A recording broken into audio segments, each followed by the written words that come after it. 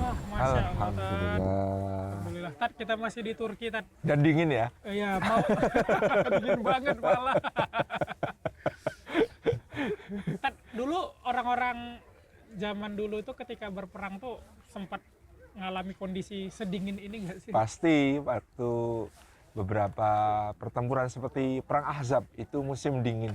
Jadi berakhir di musim dingin dan memang cuacanya sangat dingin pada saat itu. Mungkin lebih dingin daripada yang kita alami sekarang di kota Istanbul ini. Dan tentunya kita hari ini mau membahas sosok yang luar biasa Iya. dalam pengembaraan keimanannya, dan beliau adalah salah satu keluarga dekat Rasulullah Shallallahu Alaihi Wasallam. Siapa itu, Tat? Namanya Ja'far bin Abi Thalib. Ja'far bin Abi Thalib. Iya. Berarti dia turunan langsung dengan ayahnya Rasul. Bukan, Bukan. Abi Thalib kan pamannya. Pamannya. Jadi dia saudaranya Ali. Oh. Jadi kakaknya Ali bin Iya, Abi iya, Thalib. iya, iya. Nah, Ja'far ini salah satu putra Abu Thalib yang kemudian ketika Abu Thalib itu dalam keadaan miskin, maka waktu itu Nabi Muhammad SAW dan Abbas bin Abdul Muthalib, paman beliau yang lain, itu bersepakat. Ayo kita bantu Abu Thalib untuk membesarkan anak-anaknya. Nah, maka kemudian mereka datang, Nabi Muhammad dan Sayyidina Abbas datang kepada Abu Thalib. Kemudian mengatakan, wahai Abu Thalib, izinkan kami meringankan beban. Manakah di antara anak-anakmu yang kau izinkan untuk kami asuh? Abu Thalib mengatakan, wahai Ali, ikutlah Muhammad. Wahai Ja'far, ikutlah Abbas. Biarkan Uqail bersamaku. Jadi ada 3 anak laki-laki yang masih kecil waktu itu. Ja'far dititipkan Abbas, Ali ditetapkan Nabi Muhammad SAW, sedangkan Uqail dipelihara sendiri oleh Abu Thalib. Jadi sejak kecil Ja'far ini mengikuti Abbas bin Abdul Muthalib. Tapi dalam keimanan Ja'far beriman terlebih dahulu, menyusul Sayyidina Ali bin Abi Thalib. Oh, Jadi- justru Ja'far dulu dibandingkan Abbas. Iya, tapi ketika itu kemudian Ja'far sudah tumbuh dewasa. Ja'far lalu menikah dengan Asma binti Umais, seorang sahabiah yang juga sudah kemudian bersama Ja'far nanti masuk Islam, dua-duanya. Nah, Ja'far dan Asma binti Umais ini menjadi keluarga yang ikut hijrah ke Habasyah.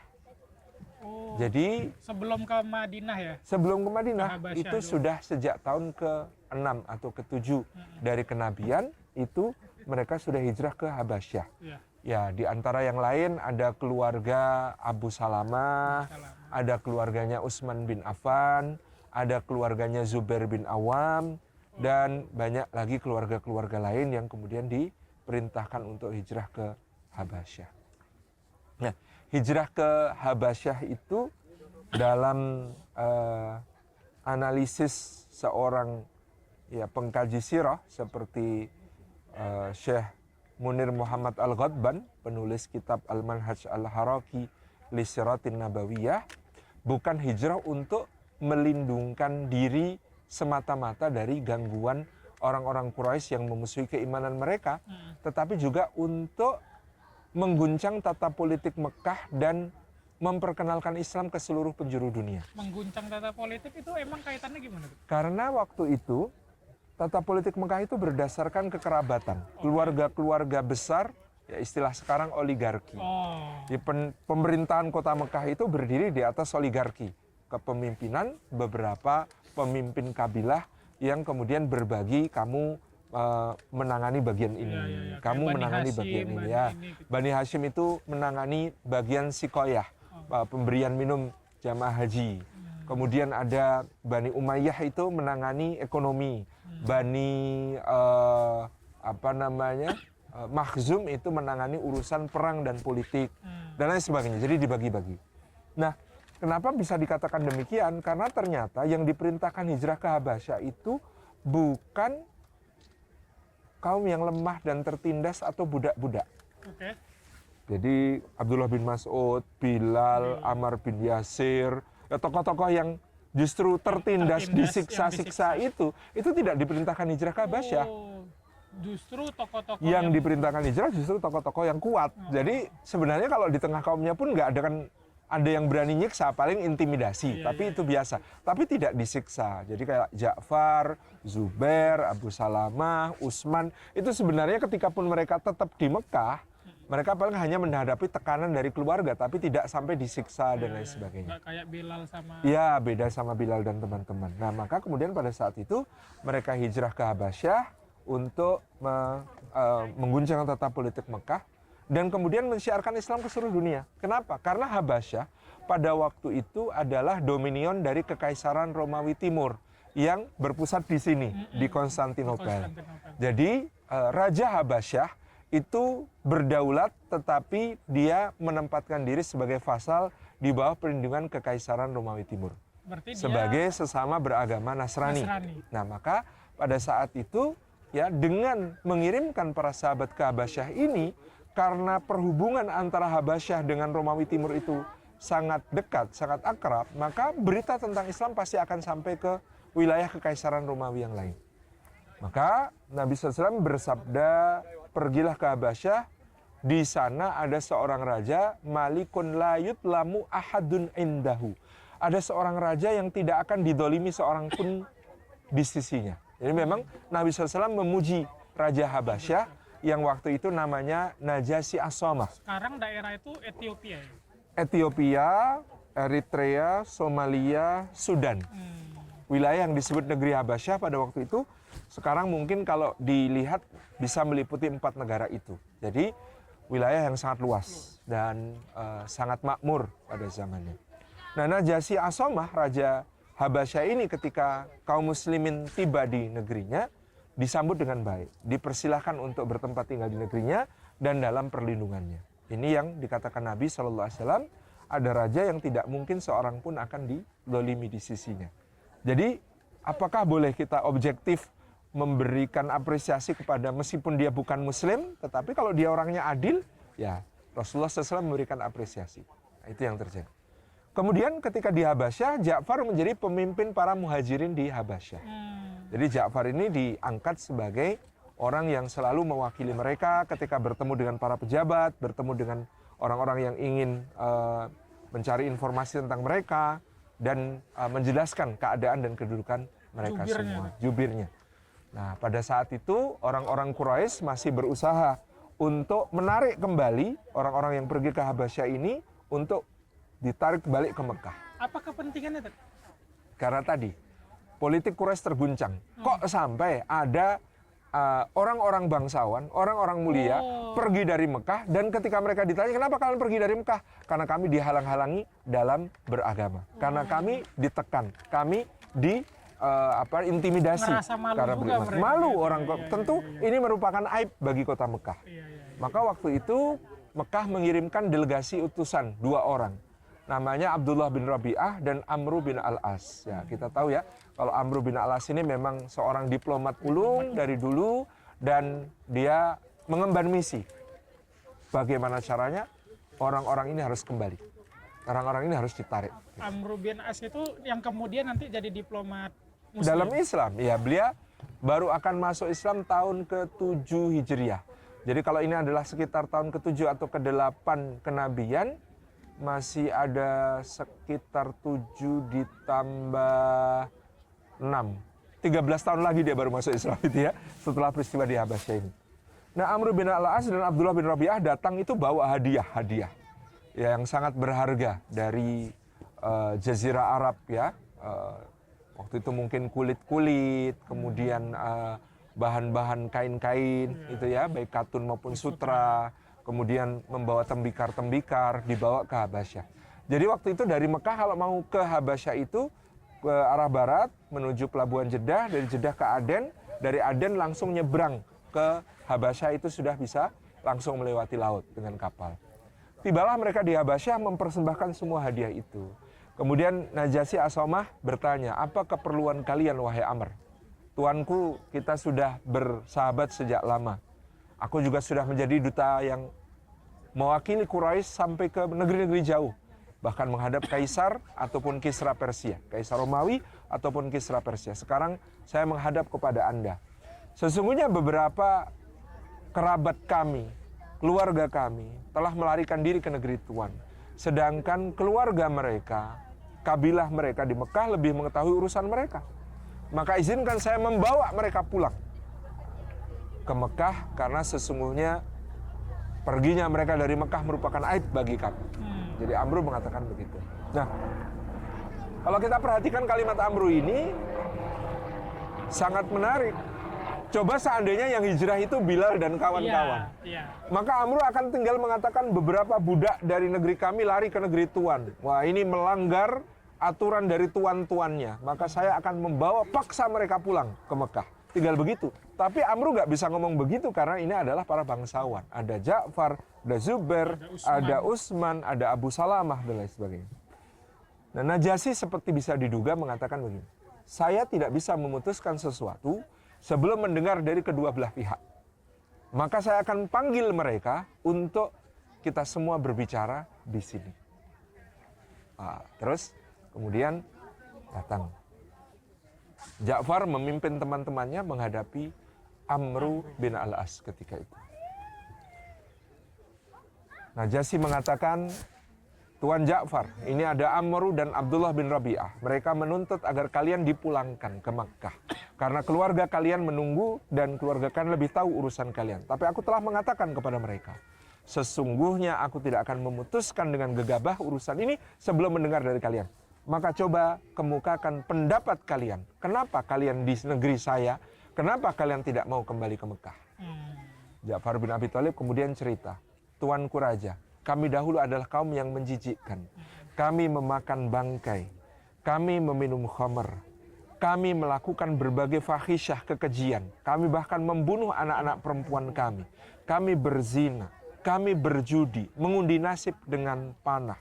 Kami mempersekutukan Tuhan yang Maha Esa dengan berhala-berhala yang kami sembah. Lalu dari antara kami, seorang yang nasabnya paling mulia di antara kami, seorang yang kami kenal akhlaknya adalah akhlak yang paling indah, yang dia Al-Amin kami juluki sebagai yang paling terpercaya dan tidak pernah berdusta. Dia mengatakan dia telah mendapat wahyu dari Tuhan yang Maha Esa dan dia mengajak kami untuk mendirikan sholat, menyambung silaturahmi, meninggalkan semua yang keji, berbuat baik, menolong yang fakir, membantu anak yatim, dan menyambung kekerabatan. Karena kami mengikuti ajaran Nabi kami itu, yang kami telah kenal akhlaknya, yang mereka juga mengakui akhlaknya, yang mereka mengakui nasabnya yang mulia.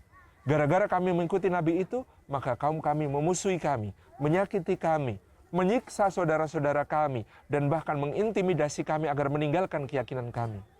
Nabi kami SAW telah menyatakan bahwa pergilah ke Habasyah karena di sana ada seorang raja yang tak seorang pun dizalimi di sisinya. Kami yakin Nabi kami tidak pernah berdusta dan kami yakin engkau adalah seperti yang dia katakan, engkau tidak pernah mendolimi seorang pun di sisimu, sehingga kami memohon perlindunganmu di sini. Dengar itu, Najasyi langsung mengatakan, baik kalau begitu, kalian aman di sini. Aku akan melindungi kalian. Wahai Amr, pulang, bawa semua hadiahmu. Aku tidak butuh semua hadiahmu. Gagal diplomasinya. Nah, akhirnya Amr bin As pulang, tapi pulang ke penginapan. Nggak langsung pulang ke Mekah. Lalu dia mengatakan kepada Abdullah bin Rabi'ah, besok akan aku tanyakan kepada Ja'far dan teman-temannya itu bagaimana pandangannya tentang Isa Al-Masih, Yesus yang disembah oleh Najasyi. Biar Najasyi tahu bahwa mereka, orang-orang yang datang ini, tidak memuliakan Yesus seperti dia memuliakan Yesus. Nah, mau diadu sama Amr. Kata Abdullah bin Rabi'ah, celaka, aku tidak ikut-ikut yang seperti ini. Terlalu mengerikan ini, gitu kan, terlalu mengerikan. Nah, akhirnya betul, keesokan paginya Amr bin As lagi-lagi dengan hadiah, ditambah lagi hadiah, dia beli gading, dia beli cula badak, dia beli macam-macam, dipersembahkan hadiah. Mau apa lagi wahai Amr? Tuanku panggil mereka dan mari kita tanyakan apa pendapat mereka tentang Isa Al-Masih. Menarik. Iya, datang semuanya. Lalu benar, Najasyi As-Samah ini bertanya, wahai Tuan Ja'far, Amr memintaku untuk menanyakan kepada kalian, seperti apa pendapat kalian tentang Isa Al-Masih? Di sekitar Raja Najasyi ini ada uskup-uskupnya, ada pendeta-pendeta rahib-rahibnya, sudah siap. Ini memang Amr ini memang cerdas sekali. Luar biasa. Ja'far berunding dengan teman-temannya. Ini bagaimana? Kalau kita jawab apa adanya, nyawa kita taruhannya. Tapi kalau kita berdusta, ini soal akidah, ini soal iman. Katakanlah apa adanya, wahai Ja'far, kata teman-temannya, kita berlindung kepada Allah dan Allah adalah sebaik-baik pelindung. Ke Ja'far, ya, kemudian mengatakan Bismillahirrahmanirrahim. Dengan nama Allah yang Maha Pengasih lagi Maha Penyayang. Tuanku, sebelum saya jawab pertanyaan Anda, izinkan saya membacakan satu surat dalam Al-Quran yang diberi nama dengan nama Ibunda Isa alaihissalam, yaitu surat Maryam. A'udzubillahi minasyaitonirrajim. Bismillahirrahmanirrahim. Kaf ha ya ain shad. Dzikru rahmat rabbika 'abdahu Zakaria. Idnada rabbahu nidaan khafiyya. Terus dibacakan ayat-ayat itu sampai bagian cerita tentang Maryam yang mendapat ujian yang sangat berat dari Allah.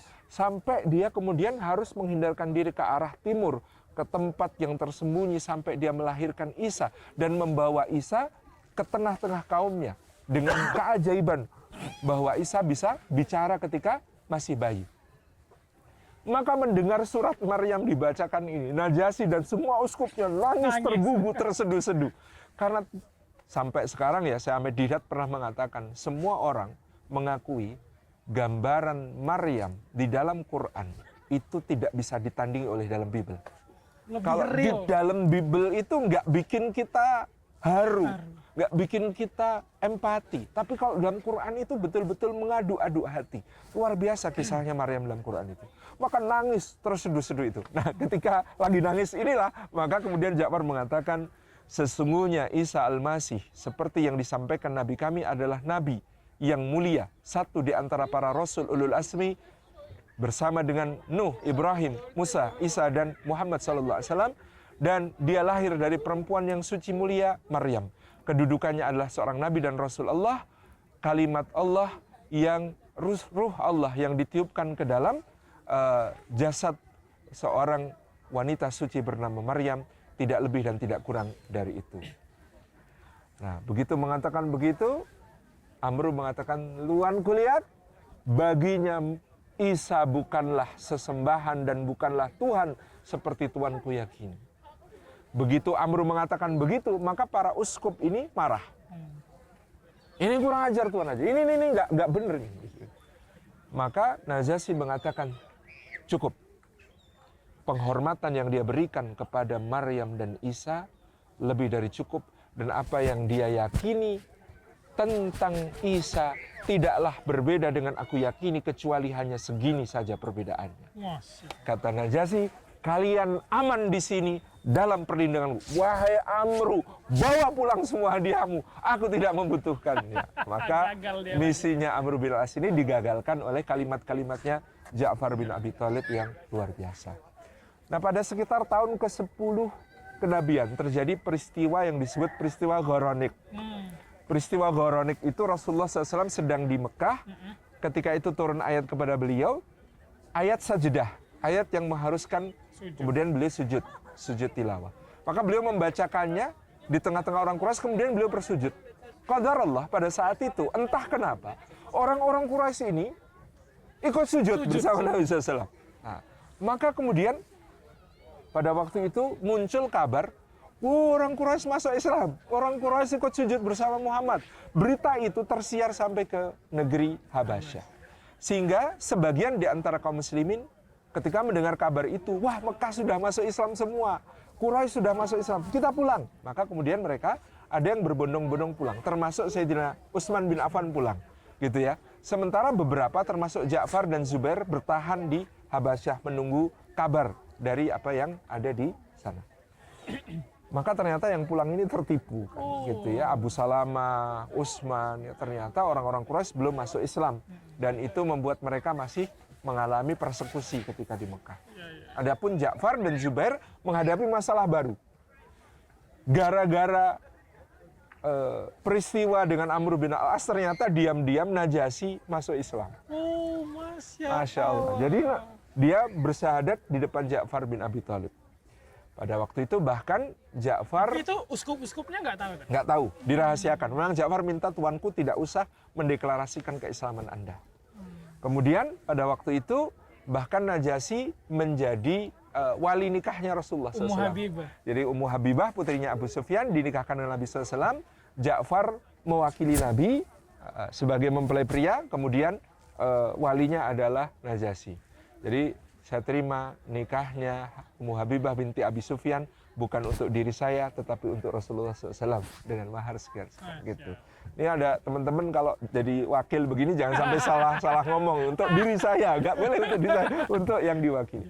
Nah, kemudian terjadi pemberontakan karena ada kebocoran info. Ada yang kemudian mengetahui Najasyi ini mungkin lagi sholat atau bagaimana, kemudian dikasih tahu ke adiknya. Maka adiknya Najasyi didukung para uskup melakukan pemberontakan besar. Maka waktu itu Zubair bin Awam membawa kaum muslimin dipimpin Ja'far itu naik ke Rakit, diperintahkan oleh raja naiklah ke Rakit ke Sungai Nil.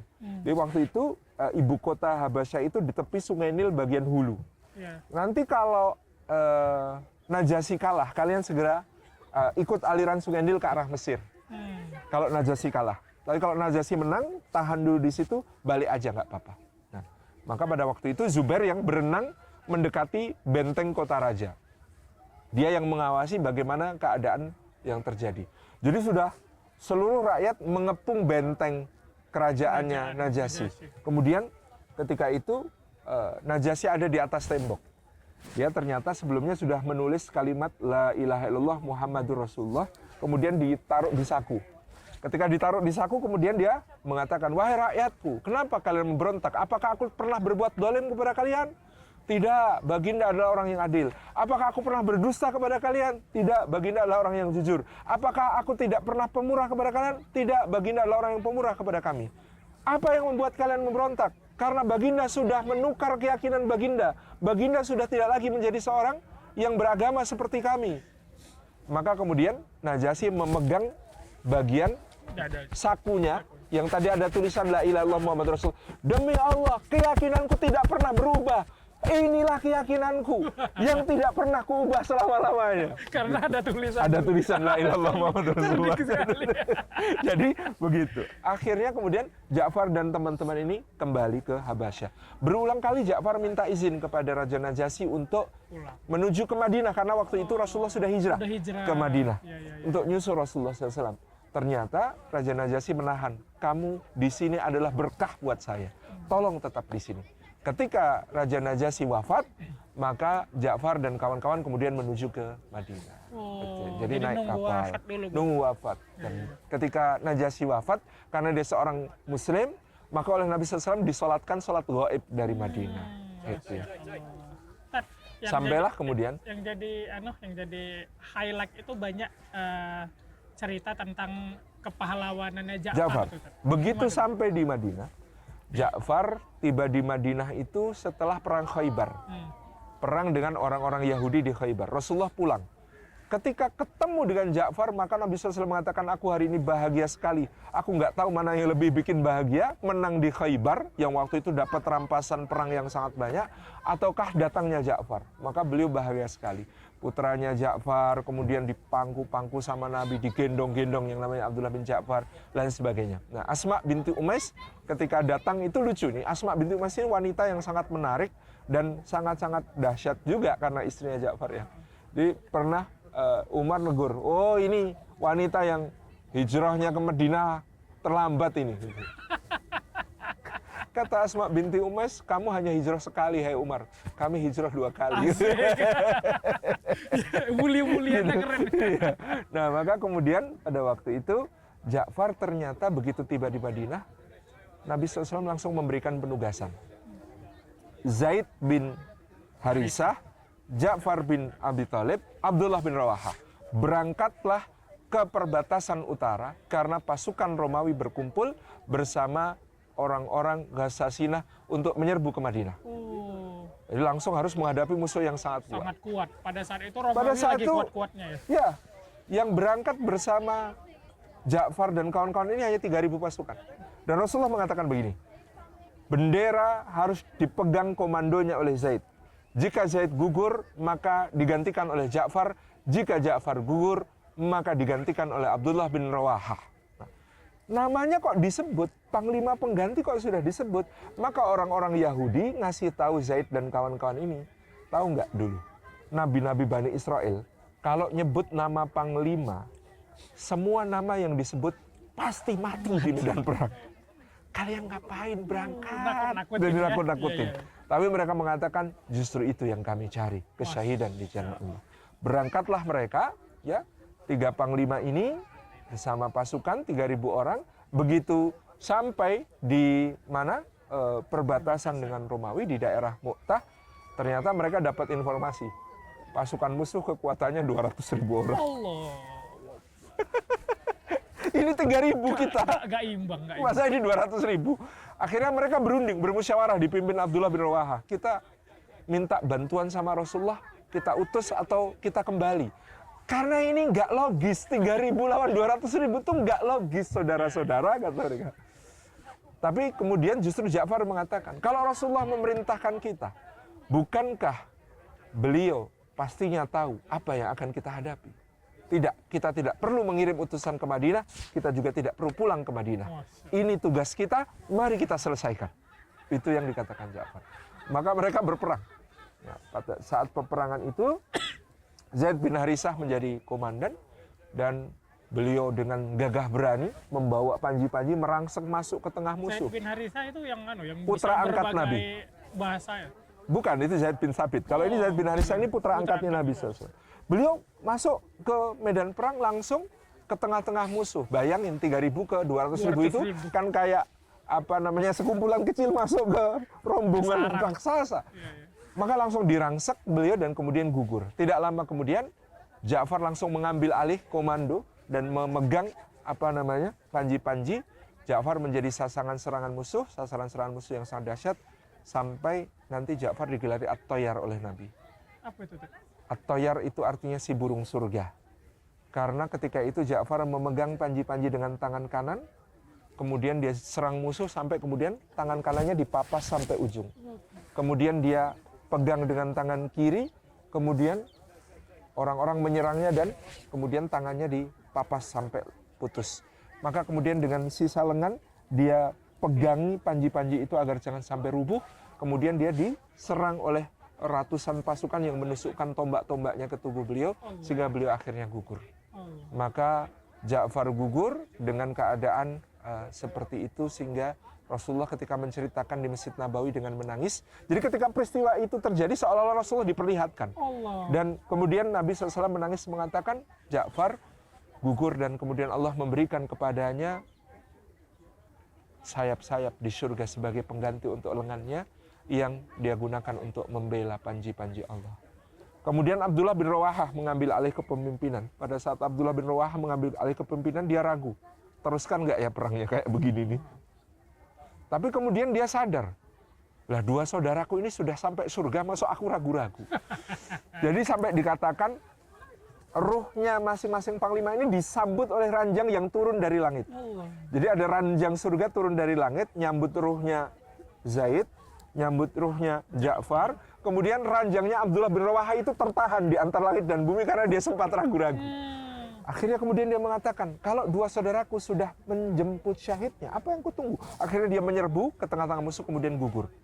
Lalu seorang sahabat mengambil panji-panji itu lalu nyari-nyari, mana Khalid, mana Khalid, mana Khalid. Gitu. Khalid itu baru masuk Islam. Ini baru masuk Islam. Aduh, Terus langsung dikasih ke newbie. dikasihkan ke Khalid bin Walid. Kata dia, kenapa Anda kasihkan kepada saya? Engkau yang harus jadi pemimpin. Harusnya Anda lebih utama, Anda ahli Badar. Saya baru masuk Islam, kata Khalid. Aku memang ngambil panji itu untuk memberikan padamu. Pimpin pasukan kita. Bawa kemenangan untuk Allah dan Rasulnya. Maka Khalid mengatur pasukan, direorganize, ditaruh depan yang semula di belakang, taruh samping kanan yang semula di kiri, sehingga pasukan musuh mengira Biar pasukan penuh kaum ya. muslimin dapat reinforcement, dapat bala bantuan. Sehingga ternyata pasukan musuh kemudian mundur. Cerdik. Begitu pasukan musuh mundur, kata Khalid, prioritas saya menyelamatkan sahabat Nabi. Ayo pulang semuanya. Gitu. Maka ini kisah pertempuran Mu'tah di mana Ja'far gugur di dalam. Luar biasa sekali Ja'far ini, Tat. Mirip dengan ya. Mus'ab Mus'ab ketika harus memegang menahan panji-panji Ya itu, iya. Allah. Mudah-mudahan kita semua bisa meneladani kepahlawanan Ja'far bin Abi Amin, Thalib. Luar biasa. Tat, nanti kita cerita-cerita orang soleh lagi, Tat. Insya Allah. Ini makin dingin loh di sini. Masya Allah. Iya, barakallah. Insya Allah. Luar biasa. Masih tetap di series Kisah Seorang Soleh. Jangan lupa ajak yang belum daftar untuk daftar karena ada grand prize umroh di series kita. Nanti di Idul Fitri kita umumin. ya, Tat. Siap. Insya Allah.